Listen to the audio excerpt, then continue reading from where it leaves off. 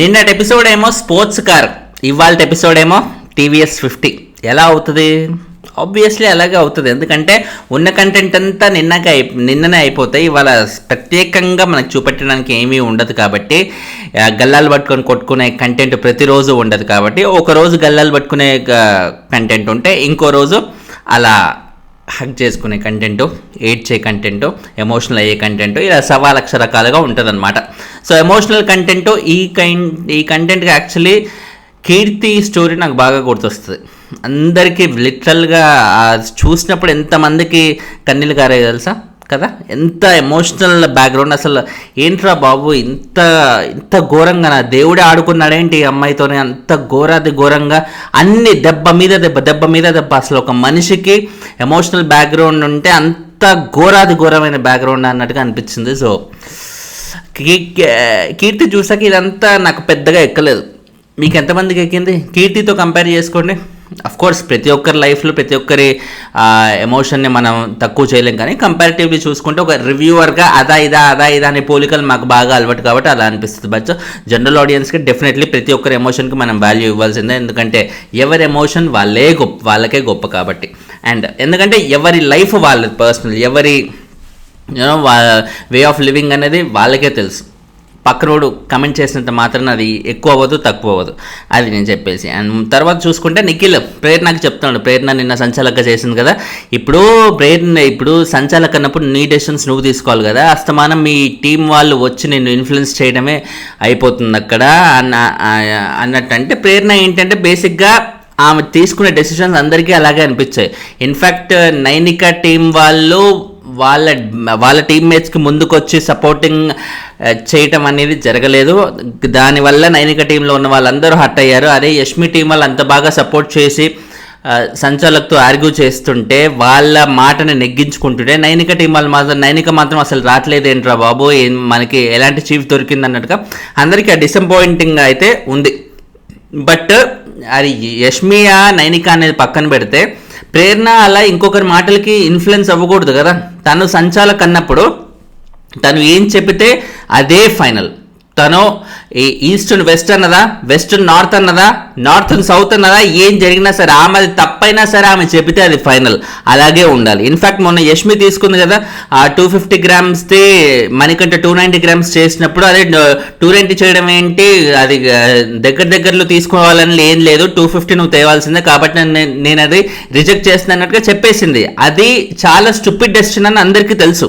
290 grams తీసుకొచ్చిన మనకంటే ఈజీగా ఇచ్చేయచ్చు, కానీ తన మైండ్లో ఉన్నది వేరేది, ఆల్రెడీ తన మైండ్లో ఉన్నది ఏంటో బయటకు వ్యక్తం చేసింది కాబట్టి వాట్ ఎవర్ ఇట్ ఈస్, ఆ మైండ్లో ఉన్నా లేకున్నా పక్కన పెడితే సంచాలకు ఒక మాట చెప్తే అదే ఫైనల్. సంచాలకి చెబితే Bigg Boss unless and until Bigg Boss వచ్చి సెకండ్ ఒపీనియన్ చెప్పి అమ్మ సంచాలకు అది రాంగ్ అమ్మ అని సాక్షాత్ బిగ్ బాస్ చెప్తే తప్ప హౌస్ మేట్స్ ఎవరు అసలు మాట్లాడడానికి వీలు లేదు. సో సంచాలక్ అనే ఒక పొజిషన్ అంత పవర్ఫుల్ వన్. గతంలో ఇలా చాలాసార్లు జరిగింది. సంచాలక్ డెసిషన్ని ఇప్పుడు మొదట్లో అందరూ ఒప్పేసుకొని ఉన్నా కూడా తన డెసిషన్ రాంగ్ అయ్యి ఎప్పుడో వీకెండ్ ఎపిసోడ్లో నాగార్జున గారు వచ్చినప్పుడు అమ్మ అది రాంగ్ అమ్మన్నట్టుగా చెప్పిన సందర్భాలు అయితే ఉండేవి. మేబీ ఇప్పుడు ప్రేరణ రాంగ్ అయినా కూడా నాగార్జున గారు అలాగే చెప్పేవాళ్ళేమో.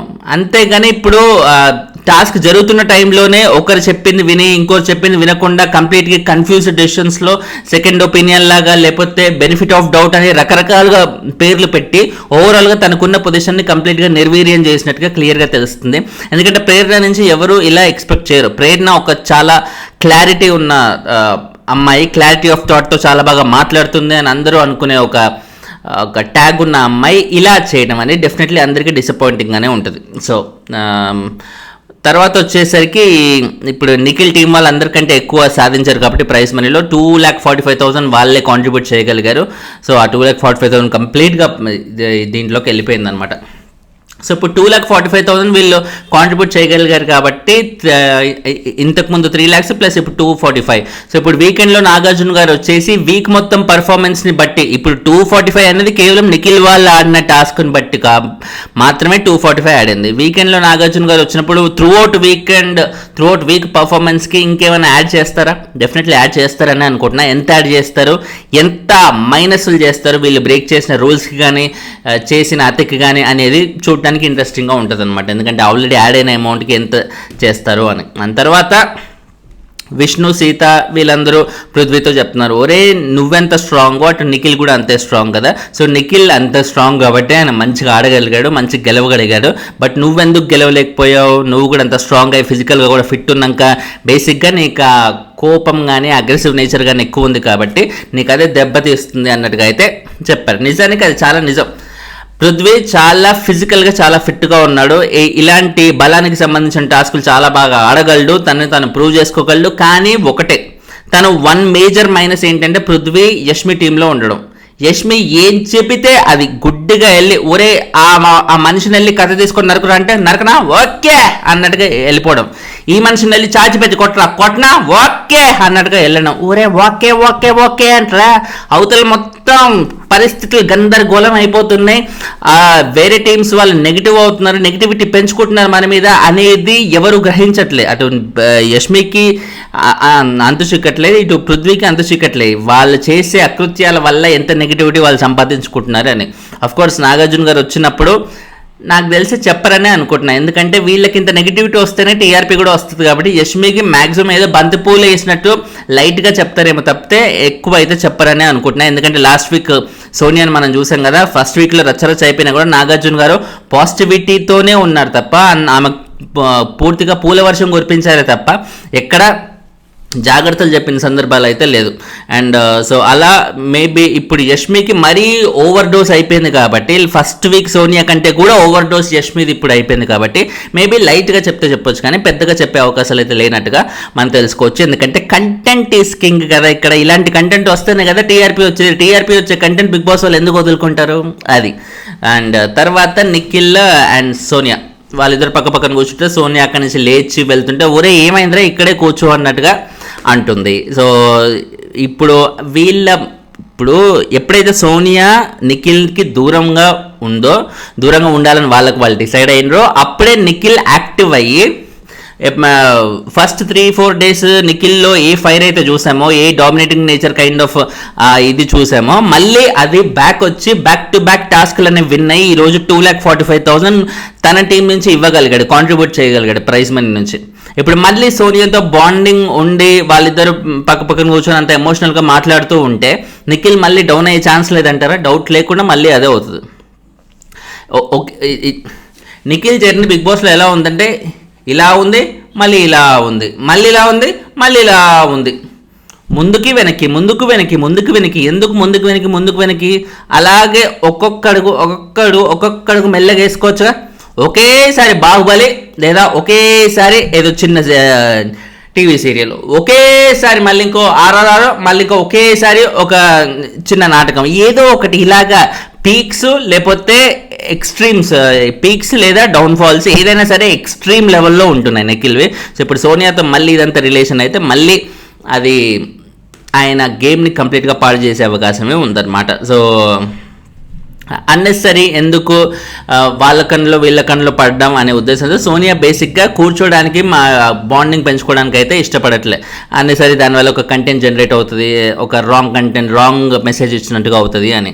అండ్ ఓకే ఇంకా అందరి ముందు కూర్చోవడం ఎందుకు, వెళ్ళి బయట కూర్చుందాం అన్నట్టుగా సోనియా నిఖిల్ అలా నడుచుకుంటూ బయటికి వెళ్తున్నారు. విష్ణు ఏమో అలాగే చూసారా, ఇలాగే ఏంటో అంత స్పెషల్ ఇంట్రెస్ట్. అఫ్ కోర్స్ ఉంటుంది కదా, ఒక క్రష్ అనుకున్న ఒక అబ్బాయిని, ఆ క్రష్ ఉన్న అబ్బాయి వేరే అమ్మాయితో కంప్లీట్గా క్లోజ్ అవుతూ అలా తిరుగుతున్నాడు. ఆ వేరే అమ్మాయి మనకు అస్సలు పడదు కాబట్టి ఇంకా ఫీలింగ్ అనేది క్రష్ దూరం అవడం ఒక పాయింట్ అయితే, మనకు నచ్చని అమ్మాయితో తిరుగుతున్నాడని ఇంకో పాయింట్. రెండు విధాలుగా కూడా విష్ణుకి ఉక్కిరి బిక్కిరి చేసేస్తుంది. కానీ ఇప్పుడు సోనియా దూరంగా ఉండడం వల్ల నిఖిల్కి నిన్న మొన్న అటు నిఖిల్ గేమ్ ఇంప్రూవ్ అయింది.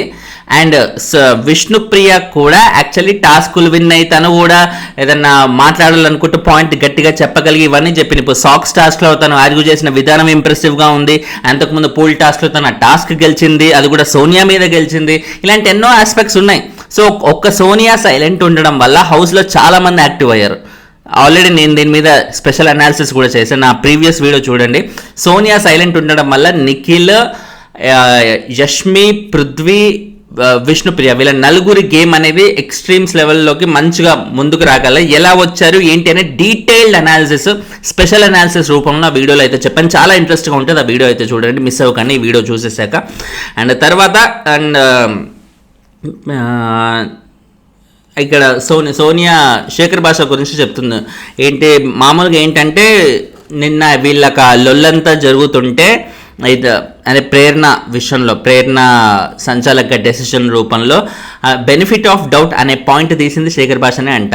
అప్పుడు ఈ సోనియా ఏమన్నది, ఇప్పుడు పెద్దరికం అంటే ఏది పడితే అది మాట్లాడడం కాదు, ఇష్టం వచ్చినట్టు మాట్లాడడం కాదు, కొంచెం చూసుకోండి అన్నట్టుగా సోనియా కూడా అనడం వల్ల ఇప్పుడు శేఖర్ భాష డెఫినెట్లీ నెక్స్ట్ వీక్లో ఆమెను నామినేట్ చేస్తారన్నట్టుగా అయితే అంటున్నారన్నమాట. నామినేట్ చేయని అలాగని ఒక పాయింట్ దక్కినాయి. శేఖర్ భాష ఇన్ని రోజులు చేసిన నామినేషన్స్ ఎలా ఉన్నాయి, ఏదో అలా లైటర్ వెయిన్లో అలా ఆదిత్య ఓంనో ఇంకొకరిని అభయ్ నవీనో అలాంటి వాళ్ళని లైటర్ వెయిన్లో ఉన్న క్యాండిడేట్స్ని నామినేట్ చేశారు తప్ప ఒక స్ట్రాంగ్ క్యాండిడేట్ని నామినేట్ చేసి స్ట్రాంగ్ పాయింట్ చెప్పిన సందర్భాలు అయితే లేవు. మేబీ ఇప్పుడు సోనియా నామినేట్ చేస్తే ఆ అవకాశం శేఖర్ భాషకు దక్కుద్దేమో.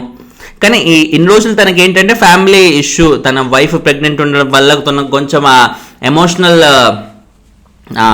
ఇది అనేది మైండ్లో రన్ అవుతుంది కాబట్టి మేబీ అంత కాన్సన్ట్రేట్ చేయలేదేమో.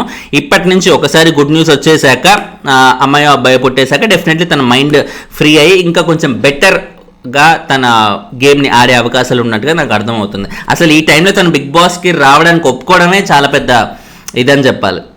ఎందుకంటే తన వైఫ్ని చూసుకోవాల్సిన చాలా ఇంపార్టెంట్ టైంలో కూడా. అండ్ సో అదే అక్కడే తను అచీవ్ చేసినట్టే ఆల్రెడీ తను. అండ్ తర్వాత మణికంఠ నిఖిల్ ఫుడ్ దొంగతనం చేయడానికి మణికంఠ విశ్వ ప్రయత్నాలు చేస్తున్నారు. అంటే ఫుడ్ దొంగతనం చేయొద్దని బిగ్ బాస్ చెప్పాడు కదా, అంటే ఫుడ్ దొంగతనం చేయొద్దని కదా బిగ్ బాస్ చెప్పింది. ఫుడ్ దొంగతనం చేస్తుంటే అవతల టీం వాళ్ళు అలౌ చేయొద్దు. ఇప్పుడు నిన్న ఎపిసోడ్లో ఏం జరిగింది, మణికంఠ నిఖిల్ పోన్లే దొంగతనం చేసుకోండి అన్నట్టుగా వదిలేశారు మిగతా వాళ్ళందరూ, ఎందుకంటే వాళ్ళకి ఫుడ్ లేదు కదా అన్నట్టుగా, సరే పోన్లే తినని అన్నట్టుగా వదిలేశారు చూసి కూడా. బట్ బిగ్ బాస్ ఇంటెన్షన్ అది కాదు కదా, పోన్లే తినని అనుకుంటే వాళ్ళకి కంటెంట్ ఎక్కడి నుంచి వస్తుంది. చాలా సీక్రెట్గా దొంగతనంగా వెళ్ళి తీసుకుంటే అవతలోళ్ళు చూస్తే పట్టుకుంటారు అన్నట్టుగా ఉంటే అప్పుడు అది మజా వస్తుంది, అప్పుడు అది కంటెంట్ అవుతుంది. కానీ సరే చేసుకున్న దొంగతనం అంటే ఇంకా అందులో ఏం మజా ఉంటుంది. మణికంఠ ఫుడ్ తినడం కాదు పాయింట్ ఇక్కడ, ఫుడ్ దొంగతనం చేయడానికి చేసే అటెంప్ట్ల ద్వారా వచ్చే కంటెంట్. ఇప్పుడు మణికంఠ ఇంటెన్షన్ కూడా అదే, నేను దొంగతనం చేయాలి, నేను ఏదో విధంగా కంటెంట్ ఇవ్వాలి, నేను ఇక్కడ వచ్చింది ఖాళీగా కూర్చోవడం కాదు. ఆఖరి పోరాటం అని తను ఏదైతే లాంచ్ ఎపిసోడ్లో చెప్పాడు నాగార్జున గారికి, అది ప్రతి క్షణం మైండ్లో ఉంచుకొని తను ఏదో విధంగా స్కోప్ ఉన్నా స్కోప్ లేని చోట కూడా తన స్కోప్ క్రియేట్ చేసుకుని మనీ కంటెంట్ క్రియేట్ చేయగలగడం అనేది డెఫినెట్లీ మనీ కంటెంట్ అప్రిషియేట్ చేయాల్సిన విషయం ఇక్కడ మనం. సో ఇవాళ కూడా తను అందరు పడుకున్నప్పుడు మెల్లిగా వెళ్ళి ఫుడ్ దొంగతనం చేసుకోవడం, అండ్ యష్మికి సంబంధించి యష్మితో మసాజ్ కూడా చేయించుకొని, నిన్ననేమో ఆ లెవెల్లో ఆర్గ్యుమెంట్లు అది ఇది బీభత్సంగా అయిపోయినాయి. బట్ ఇవాళ ఇమీడియట్గా మళ్ళీ మసాజులు అవి చేయించుకొని బేసిక్గా ఏది మనసులో ఎక్కువసేపు క్యారీ చేసి పంతాలు సాధించాలన్నట్టుగా అది లేకుండా లైటర్ వెయిన్లో అలా వెళ్ళడం అనేది చాలా మంచి విషయం బిగ్ బాస్లో. ఎందుకంటే బిగ్ బాస్లోనే కాదు బయట కూడా ఎప్పుడైనా సరే ఇద్దరు మనుషుల మధ్య డిస్టర్బెన్సెస్ వచ్చాయంటే ఆ డిస్టర్బెన్స్ని మైండ్లో పెట్టుకుని అలాగే పగలు సాధించడమో లేకపోతే మాట్లాడుకోకుండా ఉండడమో, దీనివల్ల మైండ్లో అన్నెసరీ వెయిటేజ్ అనేది పెరిగి మనం వేరే గ్రోత్కి సంబంధించి ముందుకు వెళ్లకుండా ఇదే మైండ్లో థాట్స్ పెట్టుకుని అక్కడ ఆగిపోతాం. ఇది చాలా మంది చేసే తప్పు. బట్ ఇక్కడ మణికంఠ అలాంటివి ఏమీ చేయకుండా ఓకే లొల్ అయింది, ఇష్యూ అయింది, బట్ ఓకే ఏంటి బిగ్ బాస్లో కంటెస్టెంట్స్ మనం ఒకసారి కలిసిపోదాం అన్నట్టుగా తను ఓపెన్ మైండెడ్తో అలా ఉండి లొల్ అయినా సరే వెళ్ళి కలిసిపోవడం, మళ్ళీ కలిసిపోయినాక కూడా అలాగే ఉంటానంటే ఇష్యూ వచ్చినప్పుడు మళ్ళీ అదే లెవెల్లో గొడవ పడ్డం. తన పాయింట్ ఎప్పుడైనా సరే స్ట్రాంగ్గా వినిపించాల్సిన చోట ఖచ్చితంగా మనకంటే చాలా స్ట్రాంగ్గా వినిపిస్తున్నాడు. అట్ ద సేమ్ టైం అంత స్ట్రిక్ట్గా ఉండకుండా కూడా నెక్స్ట్ టైం కలిసిపోవాలనిపిస్తే వెంటనే మళ్ళీ కలిసిపోతున్నాడు. సో ఇప్పటి వరకు మణికంఠ ఎక్స్ప్రెస్ చేసిన ప్రతి ఎమోషన్ కానీ హౌస్లో ఉన్నంతసేపు హీఈస్ డెఫినెట్లీ ఎలిజిబుల్. తనకి ఏదైతే ఓటింగ్ వస్తుందో చాలా మంచి ఓటింగ్ వస్తుంది మణికంఠకి. సో ఆ ఓటింగ్కి ఖచ్చితంగా మణికంఠ ఎలిజిబుల్ అనే నాకు అనిపిస్తుంది. ఇవాళ నాకు ఇంకోటి బాగా నచ్చింది ఏంటంటే మణికంఠ గురించి ఇప్పుడు ఆ ఎమోషనల్ టాస్క్ ఏదైతే జరిగిందో ఇప్పుడు తన గురించి తన క్యాంపెయిన్ చేసుకునే క్రమంలో నాకు ఇప్పుడు ఎమోషనల్ అయ్యే ఉద్దేశం లేదు, నేను ఎమోషన్లో నా ఎమోషన్ యూస్ చేసుకుని ఇక్కడ మీ అందరినీ నాది నెగ్గించుకోవాలని చూడట్లేను, ఎమోషనల్గా అసలు నన్ను చూడకండి అని స్ట్రిక్ట్గా చెప్పేశాడు. అండ్ తను ఏమాత్రం ఎమోషన్ అవ్వలేదు కూడా, మిగతా అందరు ఎమోషనల్ అయినా కూడా మణికంఠ అవ్వలేదు. ఎందుకంటే తను ముందు నుంచి మణికంఠ ఎమోషన్ అడ్డు పెట్టుకొని చేస్తున్నాడు అన్నట్టుగా ఏదైతే ఆ పేరు వచ్చిందో ఫస్ట్ వీక్లో త్రూ అవుట్గా, ఆ పేరుని మళ్ళీ ఎట్టి పరిస్థితుల్లో రాకూడదు, తన పర్సనల్ లైఫ్ గురించి ఏమాత్రం రివీల్ చేయకూడదు, పర్సనల్ లైఫ్ గురించి రివీల్ చేస్తే అన్నెసరీగా నేను దాన్ని క్యాష్ చేసుకుంటున్నా అనే ఫీలింగ్ ఆడియన్స్కి కానీ తోటి కంటెస్టెంట్ కానీ ఉండకూడదు అనే ఉద్దేశంతో తన గేమ్నే చూపెట్టడం మొదలు పెట్టారు తప్ప మళ్ళీ వాళ్ళ వైఫ్ గురించో వాళ్ళ ఫ్యామిలీ గురించో ఎక్కడ ఆ బ్యాక్ డ్రాప్ అనేది రాకుండా చూడగలగడం అనేది it's a very good thing. So ఆ విషయంలో డెఫినెట్లీ మనకంటే అప్రిషియేట్ చేయాల్సిందే. అండ్ తర్వాత ఇంకోటి మెమరీ స్టార్స్లో ఒక్కొక్కరు అందరూ ఎమోషనల్ అవుతూ ఆబ్వియస్లీ ప్రతి ఒక్కరు వాళ్ళ ఫ్యామిలీకి సంబంధించిన గుర్తులు వచ్చినప్పుడు అది వాళ్ళ దగ్గరే పెట్టుకోవాలని ప్రతి ఒక్కరికి ఉంటుంది కాబట్టి ఆ ఎమోషనల్ అనేది ఆబ్వియస్లీ అబ్బాయిలతో సంబంధం లేకుండా ఎవరైనా సరే ఇప్పుడు కండలు ఉన్నోడు కూడా ఏడుస్తుంటే మనకి చూడటానికి కొంచెం అబ్బా ఏంట్రా అనే ఆ ఫీలింగ్ వస్తుంది కదా. సో నిఖిల్ కానీ పృథ్వీ కానీ ఇలాంటి వాళ్ళు ఎమోషనల్ అవుతుంటే, ముఖ్యంగా శేఖర్ భాష అసలు ఆయన బాగా ఎంటర్టైనింగ్గా ఉండి అందరినీ నవ్వించే ఒక క్యారెక్టర్, ఆయన ఎమోషనల్ ఫీల్ అవుతుంటే ముఖ్యంగా ఈ టైంలో డాడ్ అవ్వబోతున్న ఈ టైంలో డెఫినెట్లీ తనకి ఇంకా పెయిన్ అనేది ఎక్కువగా ఉంటుంది వాళ్ళ ఫ్యామిలీ సైడ్ నుంచి ఏదైనా వచ్చేసరికి. సో ఈ టైంలో ఓవరాల్గా ఫస్ట్ చూసుకుంటే అబ్బాయి వాళ్ళ వాళ్ళ నాన్నగారి ఆయన ఫస్ట్ శాలరీ సినిమాల్లో ఆయన సాధించిన ఫస్ట్ అమౌంట్తో కొన్న వాచ్ ఏదైతే ఉందో దాని గురించి చెప్తూ ఎమోషనల్ అవ్వడం. అండ్ అటు నిఖిల్ ఏమో డాడ్స్ షర్ట్, ఇద్దరిలో కంపేర్ చేసుకుంటే ఎవరు అంటే బేసిక్గా ఎమోషన్ని అలా మనం కంపేర్ చేయలేం ఎవరు గొప్ప ఎవరు ఏంటి అనేది, బట్ కంపారిటివ్లీ అబ్బాయిది గొప్ప ఎమోషన్, అబ్బాయి ఎక్కువ మిస్ అవుతున్నాడు అనే ఉద్దేశంతో అబ్బాయిని కన్సిడర్ చేయడం, అందరూ కన్సిడర్ చేయడం. ఇన్ఫ్యాక్ట్ నిఖిల్ విష్ణుప్రియ చాలా క్లోజ్ నిఖిల్కి, అయినా కానీ సరే తను ఎమోషన్ పరంగానే ఆలోచించి నిఖిల్ని పక్కన పెట్టి అబ్బాయి వైపు వెళ్ళడం. అండ్ సోనియా కూడా నిఖిల్కి క్లోజ్ అయినా కూడా అబ్బాయి వైపే వెళ్ళడం, వీళ్ళందరూ అబ్బాయిని చూస్ చేసుకోవడం అనేది it's a very wise choice అని చెప్పాలి. చాలా బాగా ఆలోచించి చేయగలిగారు అబ్బాయి ఎమోషన్కి సంబంధించి. అండ్ తర్వాత కిరాక్ సీత అండ్ నైనిక, వీళ్ళిద్దరిలో నైనికాది తన లవ్ అనేది తన రిలేషన్షిప్కి సంబంధించి తను అయిన ఎమోషన్ అనేది అందరికీ ఇది అర్థమైంది. ఎందుకంటే ప్రతి ఒక్కరు ఆ స్టేజ్ నుంచి వచ్చిన వాళ్ళ మీద మ్యాక్సిమం అందరూ కుర్రోలే కాబట్టి ఆబ్వియస్లీ రీసెంట్గా ఆ స్టేజ్లో ఉన్న వాళ్ళు, ఆ ఎమోషన్ ఆల్రెడీ రన్ అవుతున్న వాళ్ళు కాబట్టి డెఫినెట్లీ కనెక్టివిటీ అనేది ఎక్కువ ఉంటుంది కాబట్టి అందరూ అలా కనెక్ట్ అవ్వడం జరిగింది. ఆ విషయంలో మళ్ళీ నైనిక అయితే షీ వన్ ఇట్. అండ్ నాకు బాగా నచ్చింది ఏంటంటే నైనికాలో ఇవాళ ఇప్పుడు నైనిక తన అందరూ తననే పిక్ చేసుకున్నారు, తనకు కావాల్సింది వచ్చేసింది. కిరాక్ సీతకు సంబంధించిన బొమ్మని ఆమెని తీసుకెళ్తూ ఆ రూమ్కి, ఆ స్టోర్ రూమ్కి అదే పనిగా ఆ బొమ్మని కిస్ చేస్తూ she will miss you will miss sir అన్నట్టుగా ఇట్లా దాన్ని కిస్ చేస్తూ ఉన్న విధానం అనేది నాకు బాగా నచ్చింది. ఎందుకంటే ఆ బొమ్మ తనది కాదు, ఆ ఎమోషన్ తనది కాదు, అయినా కానీ సరే తన ఫ్రెండ్ ఎమోషన్, తన ఫ్రెండ్ ఇప్పుడు కిరాక్ సీతకి బొమ్మ రాలేదే అనే ఒక ఆ ఫీలింగ్ తను కూడా పెట్టేసుకునే మైండ్లో ఆ బొమ్మని కిస్ చేయడం అనేది నాకు చూడటానికి చాలా బాగా అనిపించింది. అరే Nainika is very good girl కదా, వెరీ క్యూట్ గర్ల్ కదా అన్నట్టుగా అనిపించింది అన్నమాట.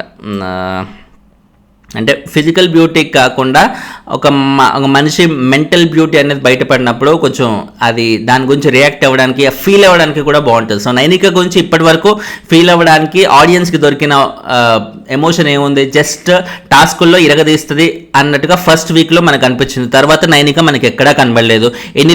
చాలా రోజుల తర్వాత ఇప్పుడు కిరాక్ సీత ఆ బొమ్మని కిస్ చేస్తుండడం అనేది నాకు ఐ ఫెల్ట్ గుడ్ అనిపించింది. మీకు ఎలా అనిపించింది? మీకు కూడా ఆ పాయింట్ మైండ్లో నోట్ అయిందా, లేకపోతే అది చాలా లైట్ తీసుకున్నారా? కింద కమెంట్ అయితే చేసి చెప్పండి.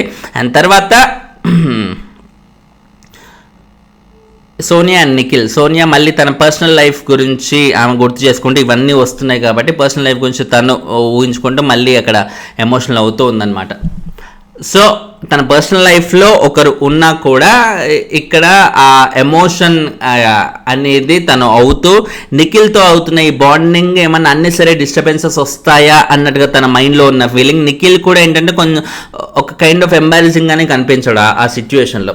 But at the end of the day ఎవరు ఏమనుకున్నా కానీ, ఇప్పుడు ఇంట్లో ఉన్న ఆడియన్స్ అనుకున్నా కానీ, లేకపోతే బయట ఆడియన్స్ అనుకున్నా కానీ, ఎవరు ఎలా అనుకున్నా కానీ వాళ్ళ మధ్య ఉందైతే ప్యూర్ బాండింగ్ అన్నట్టుగా నిఖిల్ చాలా స్ట్రాంగ్గా నమ్ముతున్నాడు. అదే ఎవరేమనుకుంటే ఏంట్రా మనకు మనం తెలుసు కదా అన్నట్టుగానే నిఖిల్ అలాగే ఉన్నాడు. కాబట్టి సోనియాతో బాండింగ్ వదులుకోవడానికి ఇష్టపడట్లేదు తను. సోనియా దూరంగా ఉండాలనుకున్నా కూడా నిఖిల్ సోనియాకి ఇష్ట ప్రకారంగా సరే దూరంగా ఉందామని తను అనుకున్నా కూడా అది అవని పని, అది అవ్వట్లేదు. ఏం చేయమంటారు ఇంకా? సో అది నాకేమర్థం అవుతుందంటే, ఓకే ఇద్దరికి దూరంగా ఉండడం ఇష్టం లేదు, బట్ పరిస్థితుల వల్ల దూరం అవుతున్నారు. దూరంగా ఉండడం ఇష్టం లేకపోయినా పరిస్థితుల వల్ల దూరం అవుతుంటే వాళ్ళ మధ్య ఆ ఎమోషన్ అనేది ఉంది కదా, ఆ ఎమోషన్కి ఇంకో ఏదో పేరు పెట్టే కంటే మామూలుగా ఫ్రెండ్షిప్ అనో ఆల్రెడీ మదర్ సన్ అన్నట్టుగా ఆల్రెడీ చెప్పేశారు. బట్ మదర్ సన్ అన్నాక కూడా ఇంకా వాళ్ళకి ఆ ఎంబారసింగ్ ఫీలింగ్ అనేది వస్తుంది.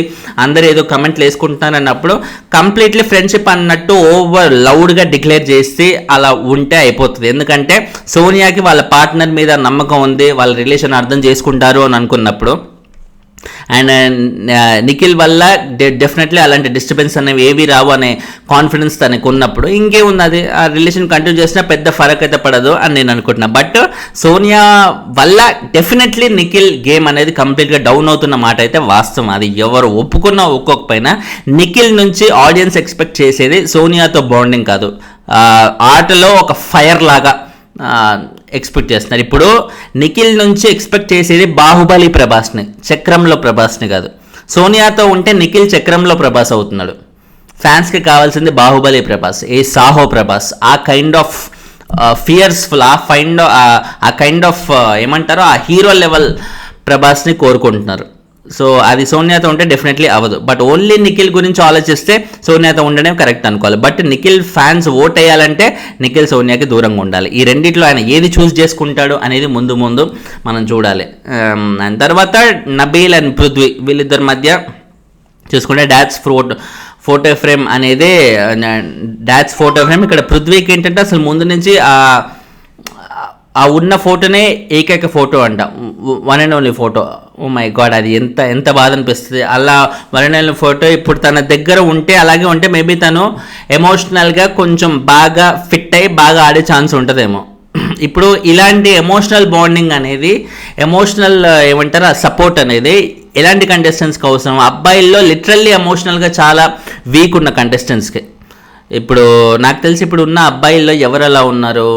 No one. అంతా చాలా వీక్గా ఉండి ఆదిత్య ఓం గారు, ఎస్ ఆదిత్య ఓం లాంటి వాళ్ళకి వాళ్ళు అనుకుంది ఎమోషనల్ టాస్క్లో గెలుచుకుంటే చాలా బాగుంటుంది. అఫ్ కోర్స్ తను గెలుచుకున్నారు కదా, బట్ పృథ్వీ డజన్ నీడ్ అని నాకు అనిపించింది. ఎందుకంటే తను బేసిక్గానే మెంటల్గా చాలా మంచి స్ట్రాంగ్ ఉన్న వ్యక్తి, మెంటల్గా కానీ ఫిజికల్గా కానీ చాలా స్ట్రాంగ్ ఉన్న వ్యక్తి. సో అలా అనిపించింది నాకు. తర్వాత నిఖిల్ మన పృథ్వీకి ఫ్రెండ్ అయినా కూడా ఇది నేను నబిల్కే ఇస్తున్నా, ఎందుకంటే పృథ్వీకి నేను ఉన్నా అన్నట్టుగా తన ఫ్రెండ్కి ఒక అభయం ఇవ్వడం అనేది it's a good thing. Friend అయినా కూడా అక్కడ అన్నెసరీ పార్షాలిటీ కానీ ఇంకోటి కానీ చూపించకుండా తను ఏదైతే జెన్యూన్గా అనుకున్నాడో అదే ఆడియన్స్కి చూపించి తను చేశాడనమాట. నబిల్ ఎమోషన్లోనే ఆ డెప్త్. ఎందుకంటే ఇప్పుడు నిఖిల్ వెళ్ళి పృథ్వీతో మాట్లాడినంత క్లోజ్గా, పృథ్వీతో ఉన్నంత క్లోజ్గా నబిల్తో ఏ జన్మకి ఉండేడు. పృథ్వీకి ఇచ్చినంత ఎమోషనల్ సపోర్ట్ ఖచ్చితంగా నబిల్కి అయితే ఇవ్వలేదు కంపారిటివ్లీ. ఎందుకంటే ముందు నుంచి వీళ్ళ మధ్య ఉన్న బాండింగ్ అనేది అలా అనమాట. ఇప్పుడు లాస్ట్ మొన్న నామినేషన్స్లో కూడా నిఖిల్ ఏం చేశాడు, లిటరల్గా తనకి అభయ్ని నామినేట్ చేయాలని ఉన్నా కూడా అభయ్ ఆల్రెడీ అందరూ స్ట్రాంగ్ కంటెస్టెంట్ అంటున్నారు కాబట్టి ఆ టైంలో నామినేట్ చేయడం ఎందుకని అప్పటికప్పుడు డిసైడ్ చేసుకుని, అరే పృథ్వీగాడు అయితే మనోడే కదా కొంచెం అర్థం చేసుకుంటాలే నేను నామినేట్ చేసినా కూడా అన్నట్టుగా నా ఫ్రెండే అనుకున్నప్పుడు కొంచెం ఆ ఫీలింగ్ అనేది ఎక్కువ ఉంటుంది. సరే వీడిని నామినేట్ చేసినా వీడు అర్థం చేసుకుంటాడు మనోడే అన్నట్టుగా. సో అలా నిఖిల్ వెళ్ళి నామినేట్ చేశాడు పృథ్వీని. సో అప్పుడు ఎలాగైతే పృథ్వీ మీద ఒక మనోడే అనే ఫీలింగ్ ఉందో ఇక్కడ కూడా మళ్ళీ సేమ్ థియరీ అనమాట నిఖిల్ది. సరే మనోడు కాబట్టి వాడు అర్థం చేసుకోవడం, వాడు బాధపడినా కూడా నేను ఆడుకున్నా చూసుకోవడానికి అన్నట్టుగా నబిల్కి ఇవ్వడం అనేది ఇట్స్ అ గుడ్ థింగ్. ఆ తర్వాత మణికంఠ మణికంఠ ఆదిత్యం ఇది మనం ఆల్రెడీ చెప్పాం. మణికంఠస్ ఆయన రియాక్ట్ అయిన విధానం అనేది ఇట్స్ ఎక్సలెంట్ థింగ్ అని. ఎందుకంటే ఎమోషనల్ అవ్వకూడదని, ఎమోషనల్ కంటెంట్ తను ఇవ్వకూడదని తను అలాగే స్ట్రిక్ట్గా ఉన్న విధానం అనేది it's very very appreciable thing. తను ఎమోషనల్ అవ్వను, మళ్ళీ ఎమోషనల్ కంటెంట్ ఇవ్వాలి అన్నట్టుగా ఏదైతే ముందు చెప్పాడో అదే మాట కట్టుబడి ఉంటూ రియల్గా ఎమోషనల్ టాస్క్ ఉన్నా కూడా తను ఎమోషన్ అవ్వకుండా ఉన్న విధానం అనేది థమ్స్ అప్ అనేది ఒక 1000 థమ్స్ అప్ అన్నట్టుగా చెప్పేయచ్చు మనం. అండ్ తర్వాత ఫైనలీ అది ఇంకా అంతే, పెద్దగా ఎపిసోడ్లో ఇంకెళ్ళలేదు. ఆల్రెడీ ఫుడ్ దొంగతనం గురించి మనం ఆల్రెడీ చెప్పుకున్నాం కాబట్టి, సో ఫుడ్ దొంగతనం ఓన్లీ కంటెంట్ కోసం తప్ప తను ఏదో ఇంకా చేయాలని, కంటెంట్ కోసం ఆడియన్స్ని ఎంటర్టైన్ చేయాలనే ఉద్దేశంతో, అంతేగాని ఫుడ్ ఏదో దొబ్బి తినాలనో ఇంకోటో అని కాదు. ఓవరాల్గా దట్స్ ద థింగ్. మణికంఠ ఇవాల్టి ఎపిసోడ్ పట్టుకో, ఇవాల్టి TBS 50 ఎపిసోడ్కి no doubt Manikanta is hero. నాకు ఇది అనిపించింది. మీకేమనిపించింది? ఇంకెవరైనా హీరో అనిపించారా? కింద కామెంట్ అయితే చేసి చెప్పండి. ఇన్స్టాగ్రామ్ లైక్ చేస్తుంటే చాలా ఇంట్రెస్టింగ్ అప్డేట్స్ అనేవి ఎప్పటికప్పుడు ట్రోల్స్ కానీ ఏదైనా చిన్న చిన్న అప్డేట్స్ ఉన్నా కూడా పోస్ట్ చేస్తుంటాను. దిస్ ఈజ్ ఫనీ అని ఛానల్ నేమ్ లాగే దిస్కి ఈస్కి ఫనీకి గ్యాప్ లేకుండా ఉంటుంది. అలా కొట్టి చూడండి, మీకు ఆ పేజ్ బయటకు వస్తాయి. Thanks lot for watching. Bye.